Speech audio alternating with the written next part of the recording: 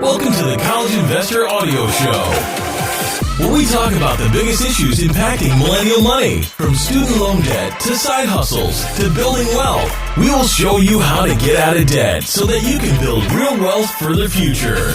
There is a new way to save on repaying for your college education.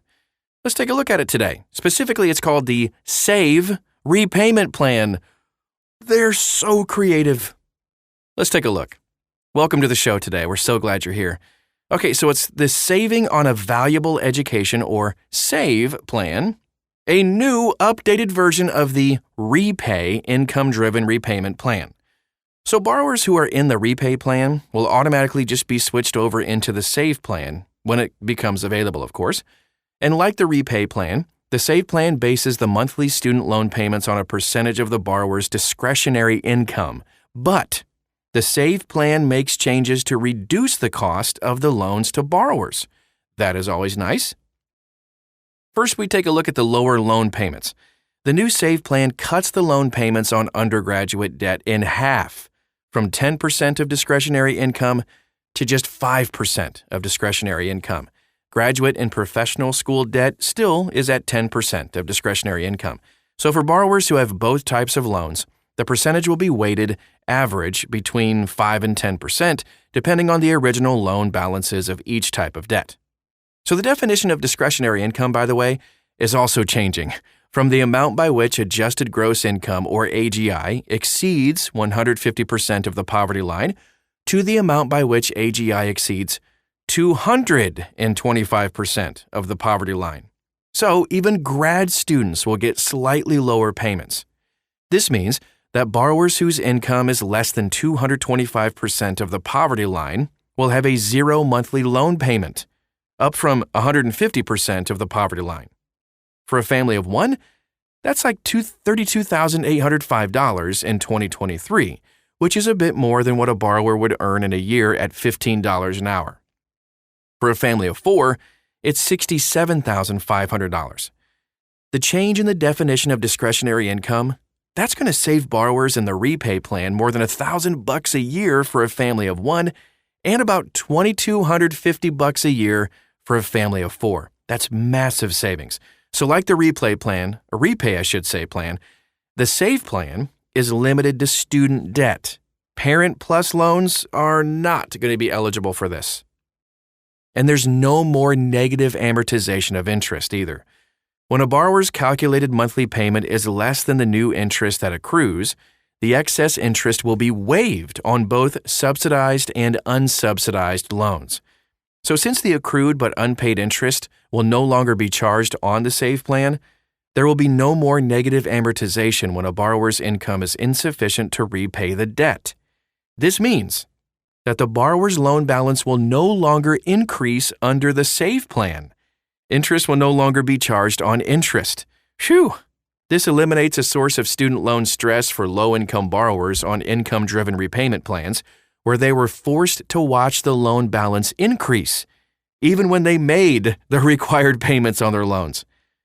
There are also some changes in time until the debt is paid off. So normally, a lower monthly loan payment means the borrower is going to spend more time in repayment. A lower payment yields slower progress towards paying down the debt. To some extent, this is true for the SAVE plan as well. More borrowers will be in debt longer until they reach that 20 or 25-year forgiveness point. However, borrowers who start off with lower payments of debt will have their remaining debt forgiven sooner, as soon as 10 years even after entering repayment. Borrowers who enter repayment with $12,000 in debt will have the remaining debt forgiven after 10 years instead of that 20 or 25 years. An additional year is added for each additional $1,000. So, for example, the remaining debt will be forgiven after 11 years for a borrower who starts off with $13,000 in debt. The lower the debt, the less time in repayment. Phased-in implementation. So normally, if a final rule is published in the Federal Register by November 1st, the new regulations go into effect on the following July 1st.